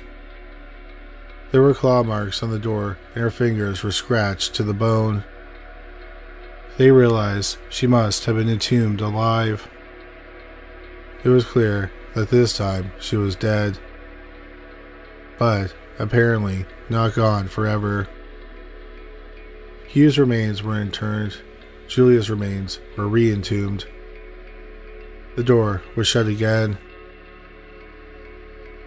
One day, a visitor noticed the door to the crypt was open. Cemetery workers shut the door again and locked it. Another day, the door was open and the lock was broken. So the door was shut, locked, and chained. Another day, the door was open and the lock and chain were broken. The door was shut and workers blocked the door with a boulder that only heavy equipment could move. But the boulder was moved and the door was opened again. So Julia's family removed the marble door and then inserted it into the mausoleum's floor. It's still there today. John died in 1856. Now all three family members have tombstones in the mausoleum. And no door has ever been installed again because it seems Julia's spirit wants to make sure she's never locked in again. Number 2. Mary Howe, Damerscada, Maine. The legend of Mary Howe has haunted the town of Damerscada, Maine for 140 years. Was Mary Howe buried alive or not? The proof might be in the paranormal. Mary was born in 1831 and she was one of 9 children. The family built the Howe House on Elm Street and operated a stagecoach inn and tavern.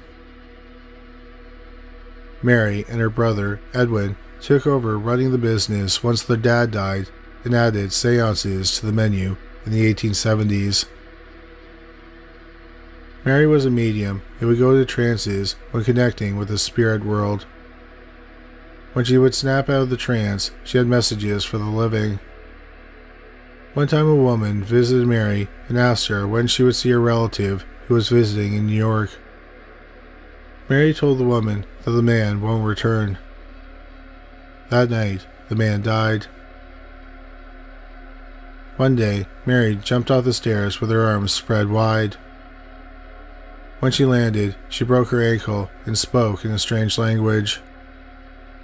Her theatrics and predictions dazzled visitors and made their inn popular over the decade they conducted seances. Edwin and Mary eventually sold the original Howe House and moved into a house on Hodgin Street. It was in that home in December 1882 that 50-year-old Mary fell into a trance.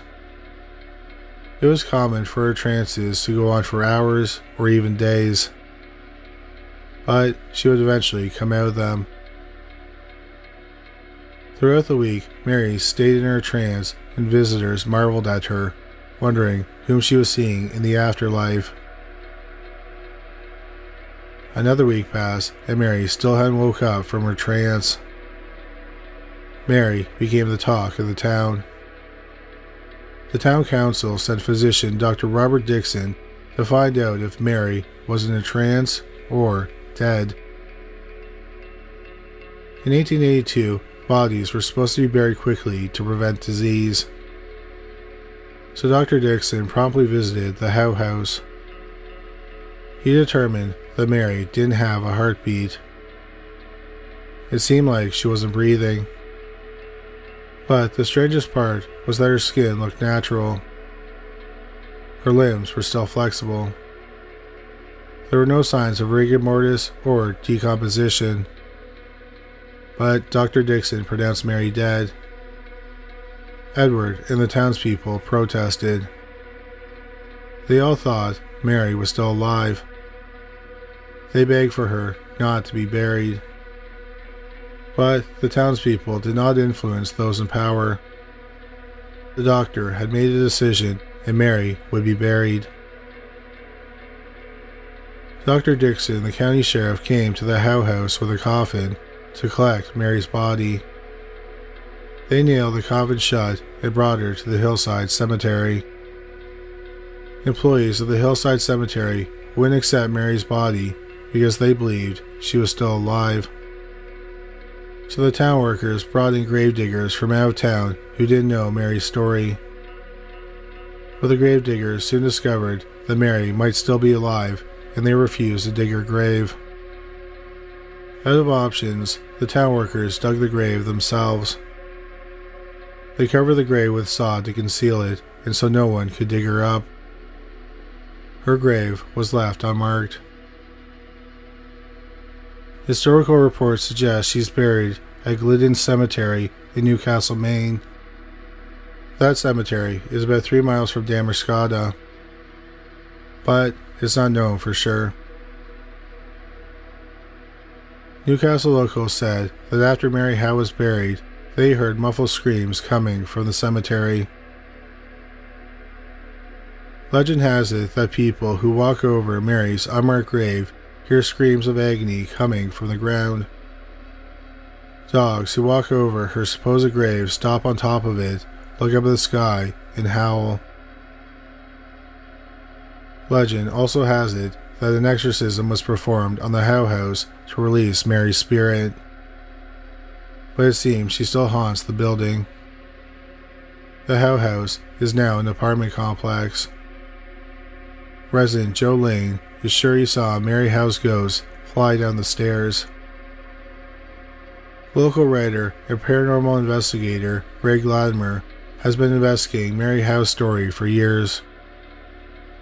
He was trying to find her grave and mark it with a headstone. There are no plans to exhume her body if and when she's found.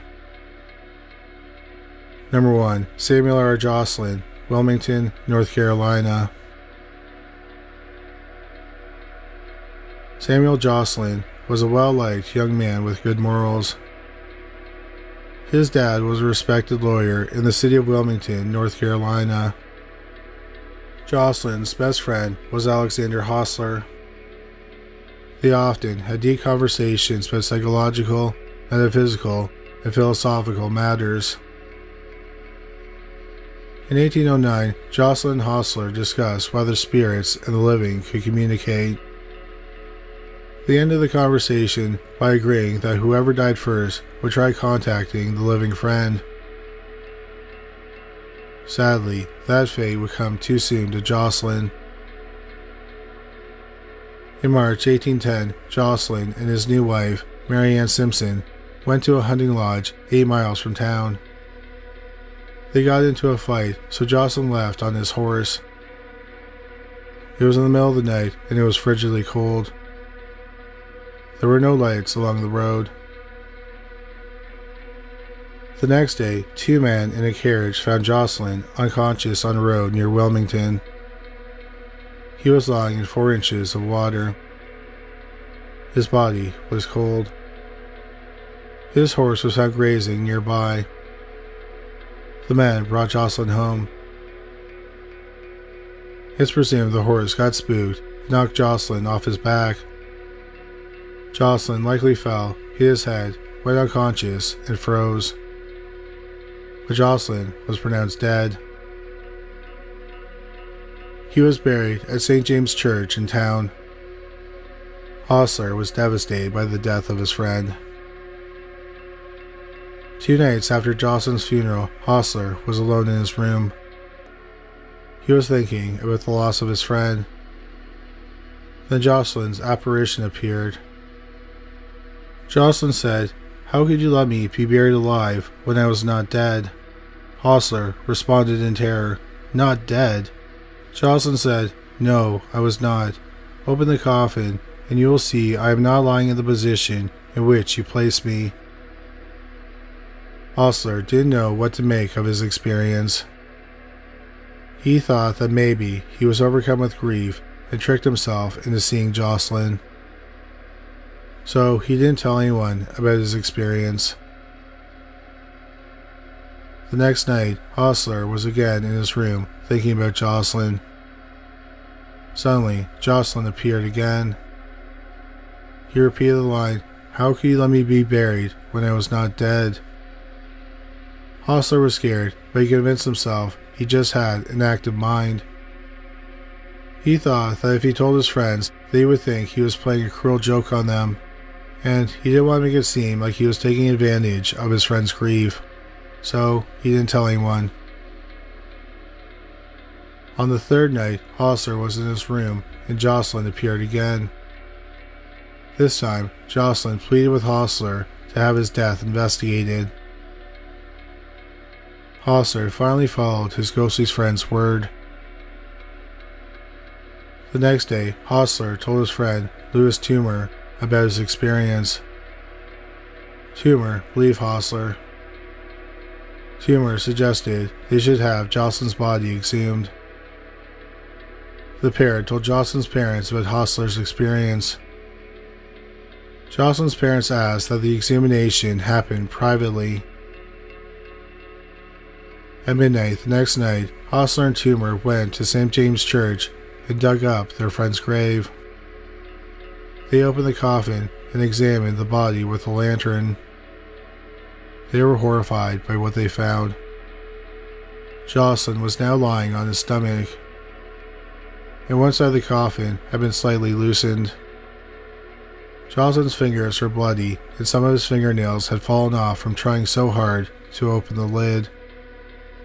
Samuel Jocelyn had been buried alive. He had suffocated to death in the coffin. Jocelyn seemed to have kept his promise to Hostler by contacting him from beyond the grave. Unfortunately, it's his grave that killed him in the first place.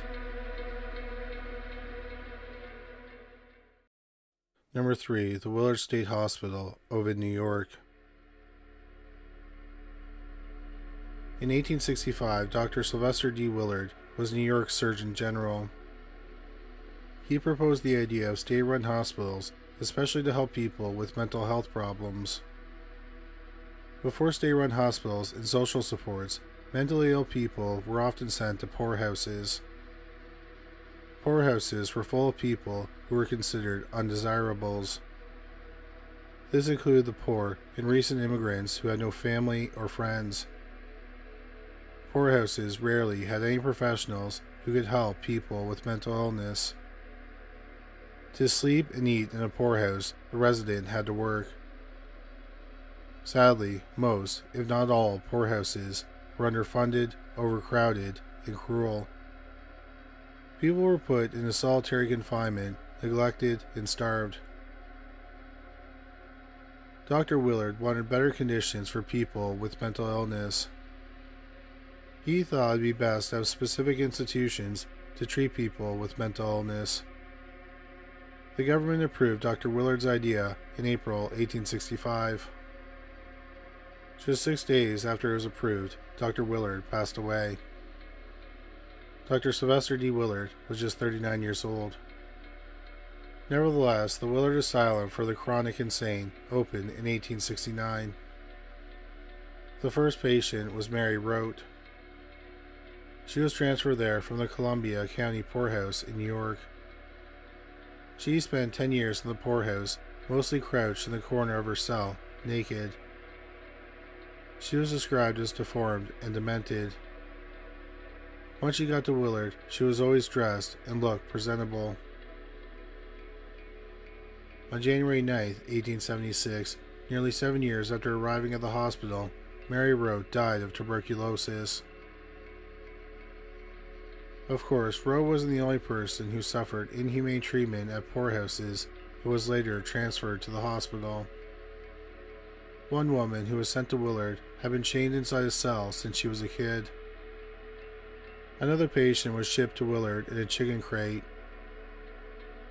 Most patients were sent to Willard for reasons like the loss of friends, business troubles, worry, overwork, old age, sunstroke, affairs, drug use, dementia, and even masturbation. It quickly became the largest psychiatric hospital in the United States. Dr. Willard's intention was to give patients a safe, clean, and controlled environment where they could eat well and stay physically fit. But that gradually changed. By 1955, Willard had 4,076 patients and was overcrowded and understaffed. To control the patients, they were given antipsychotic drugs. Then they were stuffed into cramped quarters. Patients were given electroshock therapy and hosed down with water in an attempt to treat them or calm them down. The patients worked on the wards, on the farm, in the garden, in the sewing room, and the shoe shop. They had to make their clothes and repair and maintain the buildings. It was free labor because they weren't paid for their work. Diseases like typhoid and tuberculosis ravaged the hospital, and there wasn't always room to isolate patients sick with these diseases. Staff had to perform surgeries and autopsies themselves. By the 1970s, there were new laws that promoted patient rights and prevented unpaid labor. Eventually, the number of patients at Willard declined until there were just a few hundred. The hospital closed its doors in 1995, and the remaining patients were sent to other facilities. While it was open, Willard had 50,000 patients, and nearly half of those people died at the hospital.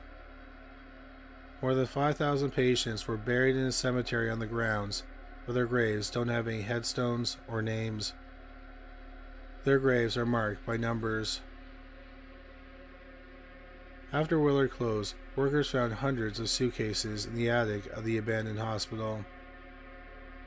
They belonged to the patients, and most had been untouched.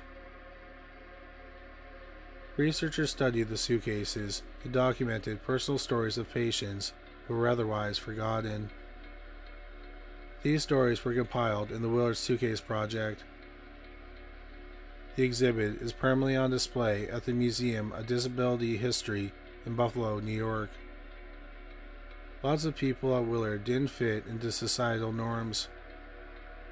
The project's aim was to show that these people had careers, families, hobbies, and aspirations, just like everyone else. One of the suitcases belonged to a man known only as Mr. Lawrence, who went into Willard in 1918. Mr. Lawrence was born in Eastern Europe, and he collected scrap metal for money. He suffered a head injury and started drinking heavily.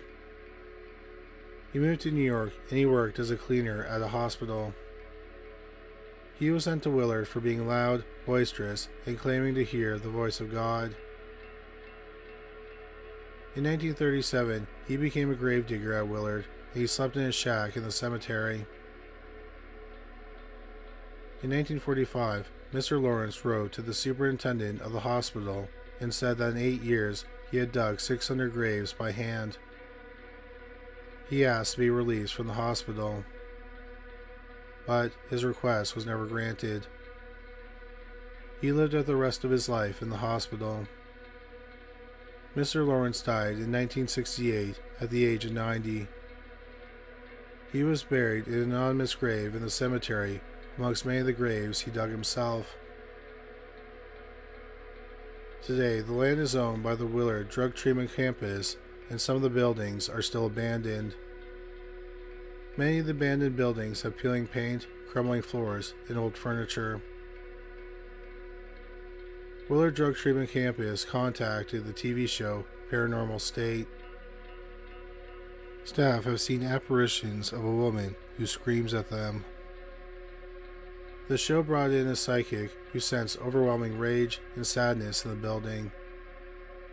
He could sense people screaming, "Let me out." He said there were active spirits, including a former nurse, who came back to help the other spirits get out. The crew brought Lorraine Warren to the former psychiatric hospital. Warren is a famous clairvoyant. She and her husband, Ed Warren, investigated well-known hauntings and possessions such as Amityville, Enfield, and the Arnie Johnson case. At Willard, Lorraine said she could hear people crying for help. She said the human spirits couldn't leave because of a demon. During their investigation, the Paranormal State crew used a piece of equipment called a Frank's box, or a ghost box. It quickly flips through FM and AM frequencies, and is said to pick up spirits' voices in the white noise. Voices through the box said that there were 7 spirits, one named Lucy, and a demon. The psychic said that Lucy died in the hospital trying to protect patients. After their investigation, the crew spoke to the Willard Drug Treatment Campus superintendent, and he said Lucy is a well-known spirit around the campus. A couple days later, the Paranormal State crew asked family members and former staff of Willard Psychiatric Hospital to join them in a ceremony to honor those who had died. There have been tours of the former asylum, but there aren't any future tours announced yet. Number 2. The Kenmore Hospital, Goulburn, Australia. The Kenmore Hospital opened in 1895. It's on 75 hectares of land in Goulburn, New South Wales. It was one of the first facilities of its kind to open in Australia.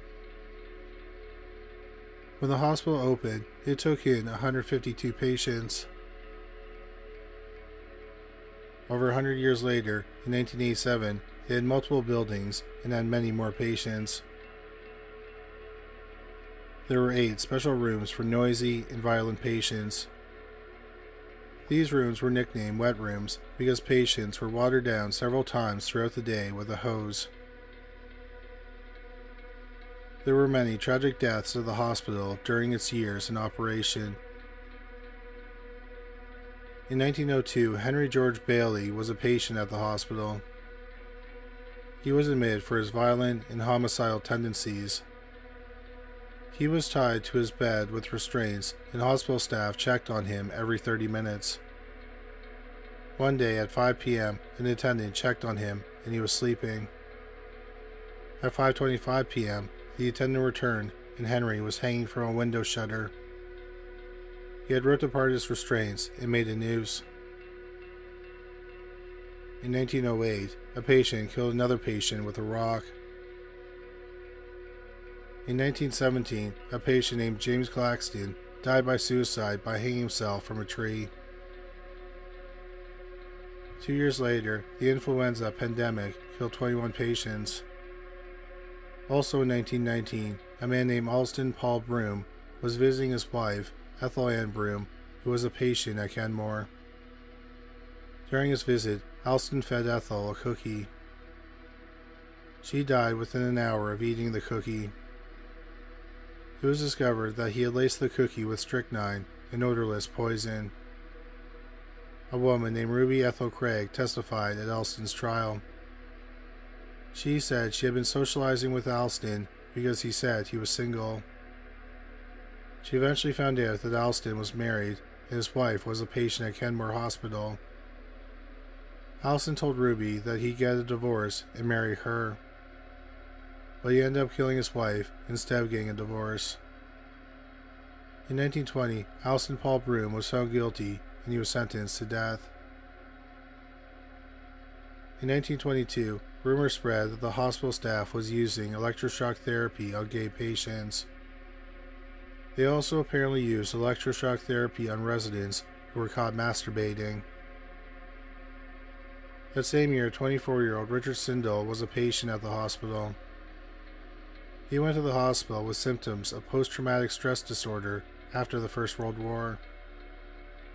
Throughout his stay, he became more and more paranoid that the staff was out to get him. He thought that the hospital staff was conspiring against him, especially a doctor named Charles Moffat. Sindel was eventually discharged from the hospital. In December 1922, Sindel returned to the hospital with a revolver. He walked past two nurses who were sitting next to the administration block. Suddenly, he turned around and aimed his gun at them. He shot nurse Elizabeth Naughton in the chest.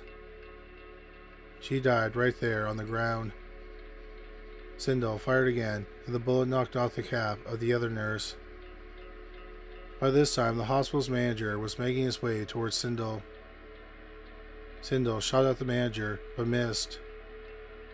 Then Dr. Moffat ran to the scene, and Sindel shot at him 5 times. He missed every time, but one of the bullets hit another nurse in the arm. Luckily, she survived. Dr. Moffat retreated to his office, where he grabbed his gun. He went back and shot at Sindel, but missed.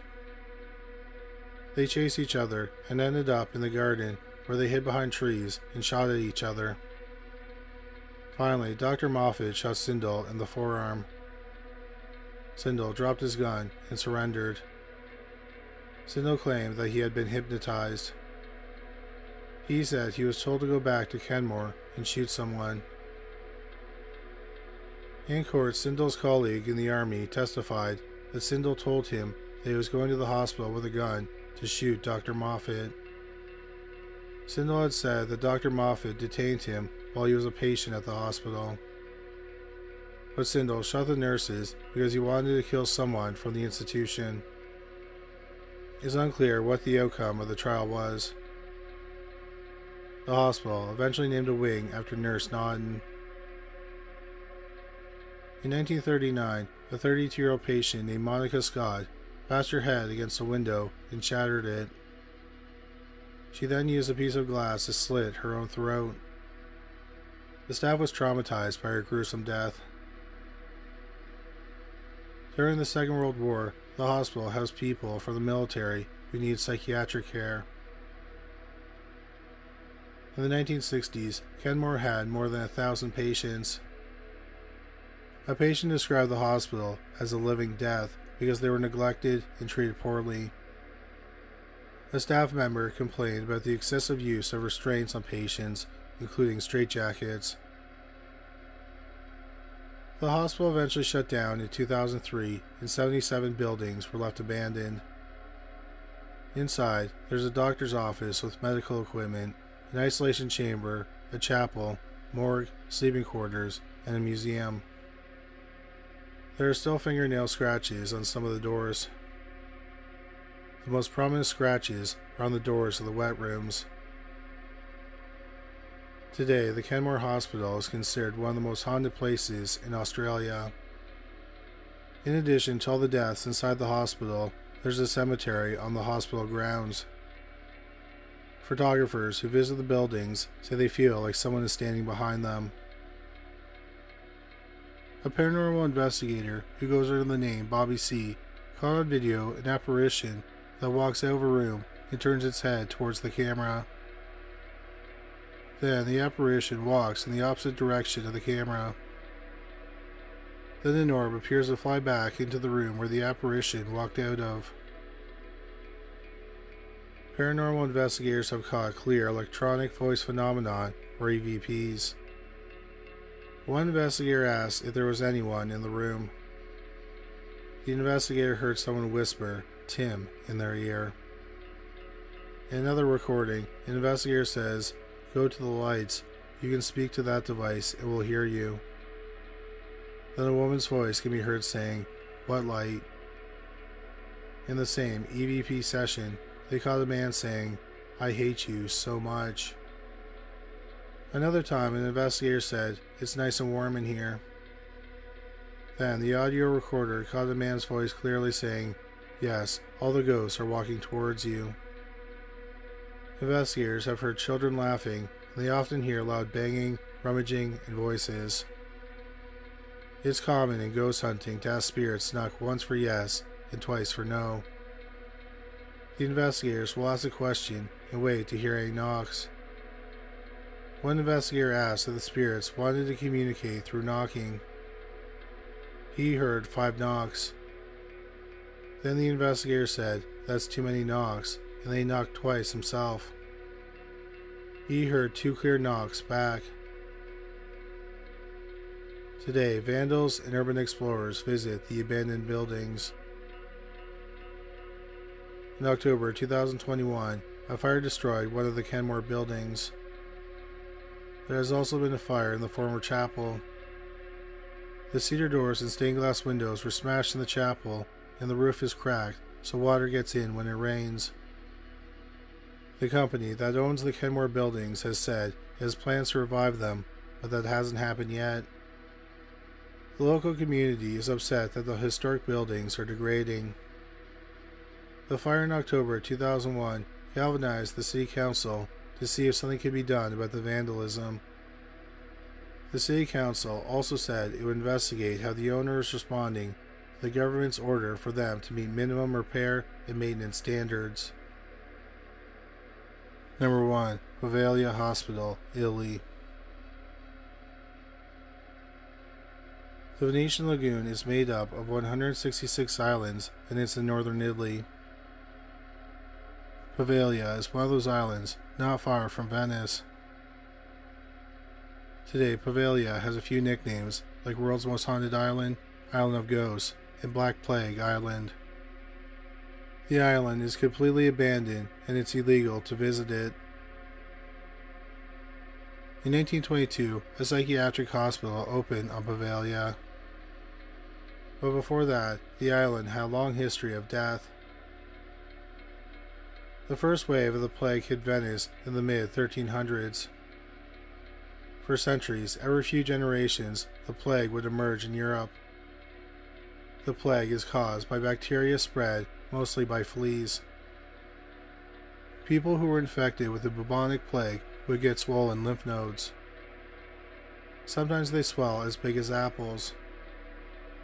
At the time, they were called plague boils. Eventually, they could bleed and pus.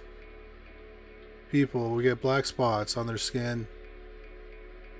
People would also experience fever, chills, diarrhea, vomiting, and aches. There's another strain called the pneumonic plague. The pneumonic plague is airborne and spread by infectious droplets that infect the lungs. Things got to be so bad that the bodies of dead plague victims would pile up in the Italian streets. As you can imagine, the smell was unbearable. The plague was so deadly and uncontrolled that people who were infected were sent to Poveglia to quarantine. This included children and babies. Doctors would lead the sick to the island. The plague doctors would wear long overcoats, gloves, boots, and a brimmed hat. They would also wear creepy, beak-like masks.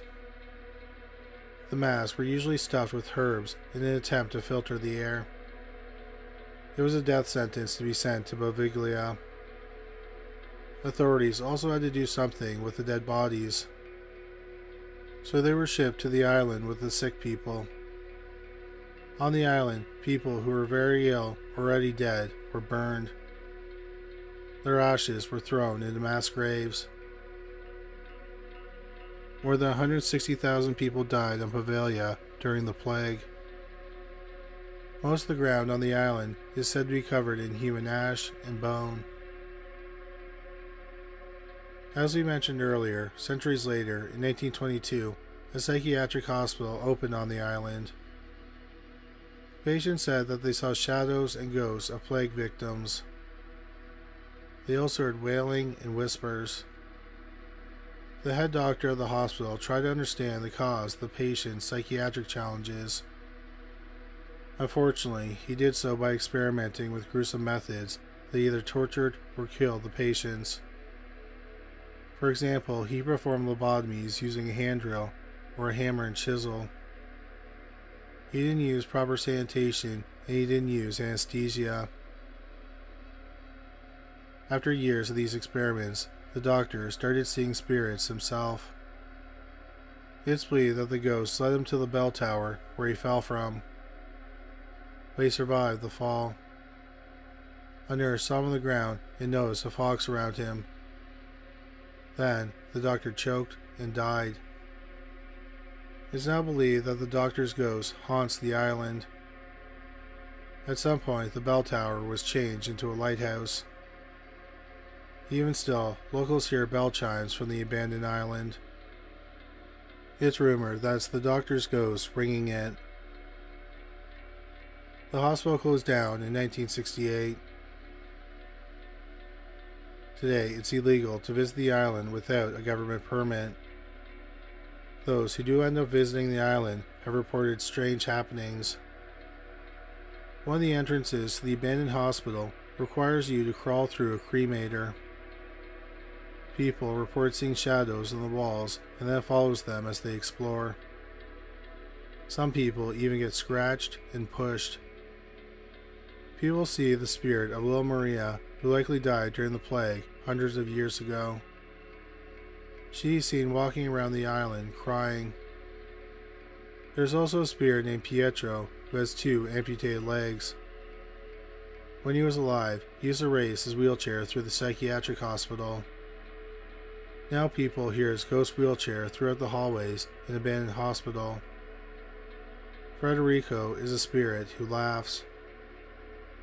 There's also a spirit of a woman who looks terrified. People think she's afraid of the doctor who performed medical experiments on patients in the hospital. Visitors have also reported seeing human eyes in the water around the island and faces in the windows of the abandoned hospital. One family got a permit to visit the island because they were interested in buying it.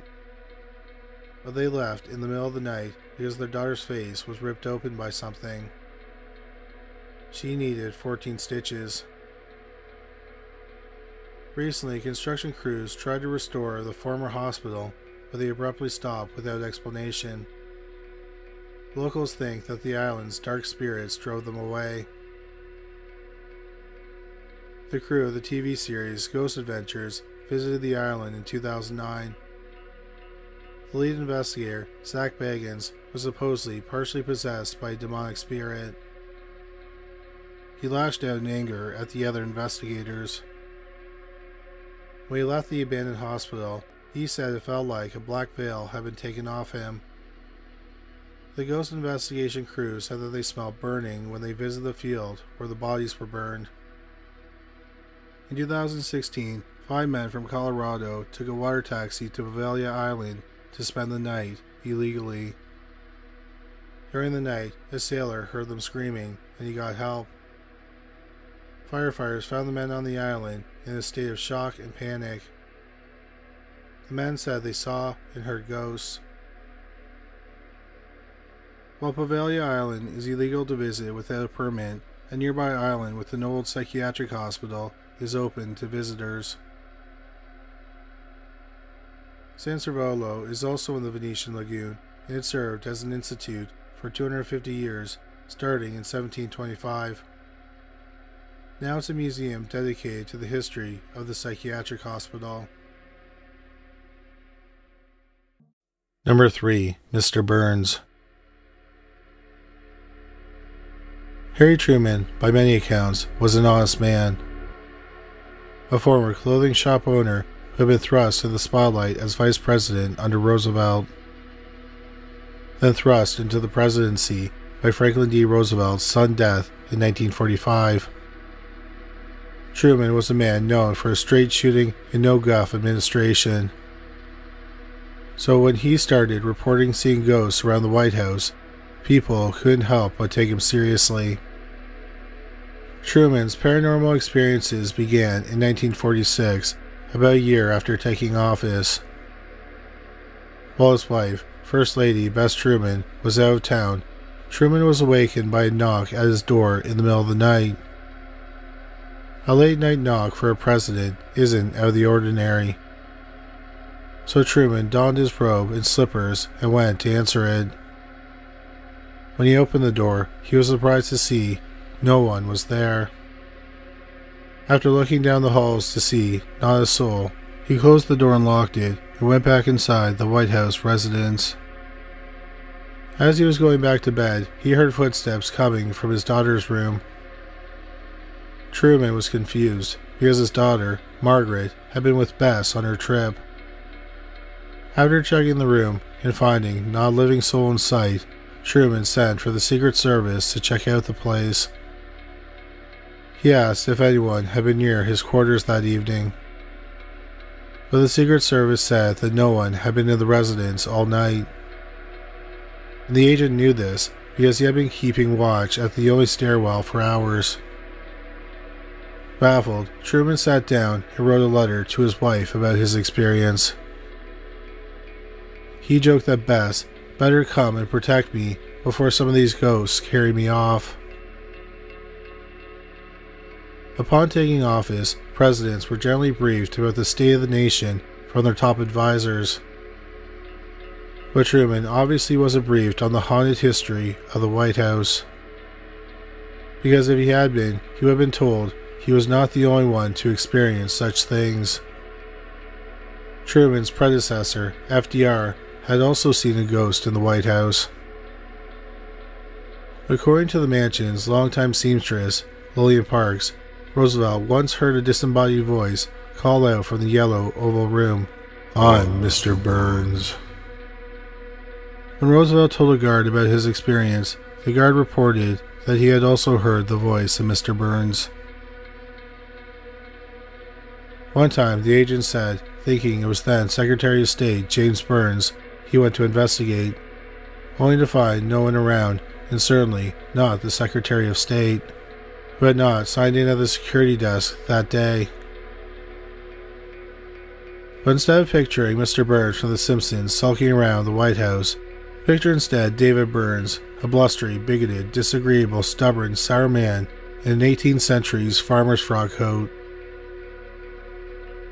Burns was one of the first residents of what became known as Washington, D.C. His family owned vast swaths of land all over the area. So when the U.S. government, particularly George Washington, asked him to donate the acreage as the foundation for the country's new capital, Mr. Burns kindly told Washington to go chop down a cherry tree. In fact, he was widely known for taking to court anyone who even stepped on his land. So he quickly tore up Washington's offer of $5,000 an acre in today's money, and insulted the president's wife, Martha, for good measure.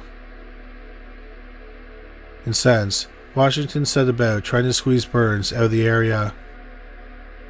He threatened to invoke eminent domain to force Burns to sell his land, which Burns did slowly, acre by acre, over the next 10 years, growing more bitter and resentful after each sale. Burns died in 1799 in his farmhouse across the street from the Washington Monument. It seems they took his hatred for the government and George Washington with him into the afterlife and into the halls of the White House. Still, old David Burns isn't the only ghastly haunting at the executive mansion to happen during the 20th century. Another ghostly presence was felt years earlier in 1911.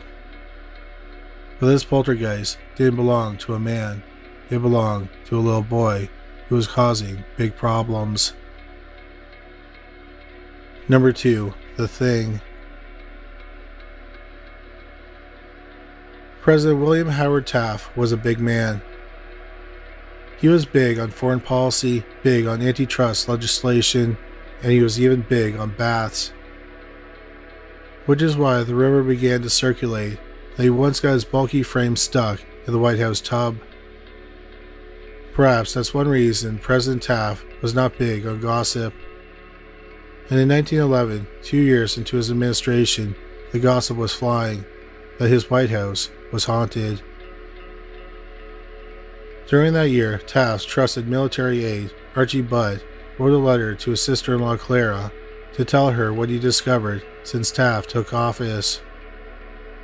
It seems that many of the White House staff have been telling each other stories of having felt a ghostly presence with them during their daily duties. The manifestations, they said, had occurred in the upper level of the White House, in the residence. Some of the maids and butlers were so spooked by what they encountered, they had even considered quitting their jobs. One of the housekeepers told Butt personally that whatever was lurking upstairs had been felt more often than it had been seen. So the staff had taken to calling it simply the Thing. Archie also talked to an employee named Mr. Johnson, who said he was in the laundry room with the maid when she left and screamed out, having felt a hand rest on her shoulder, even though Mr. Johnson was not in arm's reach of the woman. Johnson also spoke about his colleagues feeling a presence, keenly watching them while they went about their work. In one instance, the First Lady's personal aide fainted dead away upon seeing the Thing. Upon waking, she reported catching a ghostly glimpse of a boy between the ages of 11 and 14 with tousled blonde hair watching her fold laundry with sad blue eyes. Though Archie didn't believe in ghosts, he found the story amusing enough to bring to the attention of the president, who was furious. He ordered Butt not to talk about such stories anymore for fear of the newspapers getting wind of the story and making a meal out of it. Then Taft ordered Butt to call the staff together and admonish them for perpetuating such nonsense, and to make it clear, should any other staff member retell of a ghost story in the White House, they would be promptly fired. During Butt's briefing, Taft told him he wouldn't even let his children read ghost stories, but then keenly asked Butt for more details of the supposed haunting, unable to tamp his own curiosity perhaps. Still, Taft's order of silence seemed to work. Because news of the ghostly thing didn't get out till 1930, when Archie Butt's letters were finally published, 16 years after Butt went down on the Titanic. After their publication, others came forward with similar experiences while working backstairs at the White House, and all reported the ghost as being that of a young boy. The question was, to whom did this ghost belong? Another First Lady perhaps could answer that, had she not died half a century before. Number 1. Betty Pierce. Jane Appleton's family was unhappy at her 1834 wedding to Franklin Pierce. Jane's father, a minister, objected to her new husband's political ambitions, believing instead that only a life in the service of God was worth living. But Jane decided to marry Franklin anyway, against her father's wishes, and that decision would soon be one she would come to regret. 18 months after their nuptials, Jane gave birth to a son, Franklin Jr., who would only live 3 days. 3 years later, they welcomed another son, Frank Robert, but that little boy survived only 4 years thanks to a typhus epidemic. Then, in 1841, Jane gave birth to a third boy, whom they named Benjamin. Benny, as she called him, grew to be the apple of his mother's eye. The boy offered her good company during the days and weeks Franklin was on the campaign trail running for presidency in 1852. In November of that year, Franklin Pierce was elected to the office, becoming the 14th President of the United States. After being elected, he spent the next 2 months traveling the country to meet and greet citizens who elected him. 2 months before his inauguration, Franklin, Jane, and Benny were traveling on the Boston and Maine Railroad when one of the train's axles snapped on their passenger car. The train went sideways, breaking the coupling and sending the passenger car down a 15-foot embankment. As the passenger car slid down the hill, Franklin reached out for Benny's hand, but failed to grasp it. and the boy was pulled into the heap of rubble at the bottom of the embankment. When the crash settled, the Pierces rushed to their son, whose face was covered by a cap. Removing the cap, they were horrified to discover Benny's face had been crushed in the accident. The 11-year-old had been killed instantly. Jane Pierce was said to have been inconsolable, not so much crying as wandering around and uttering unintelligibly. Of the 60 people on the train, only young Benjamin was killed. A few months later, Franklin and Jane entered the White House, still in mourning. Franklin began drinking heavily, which led to some questionable presidential decisions in the coming years.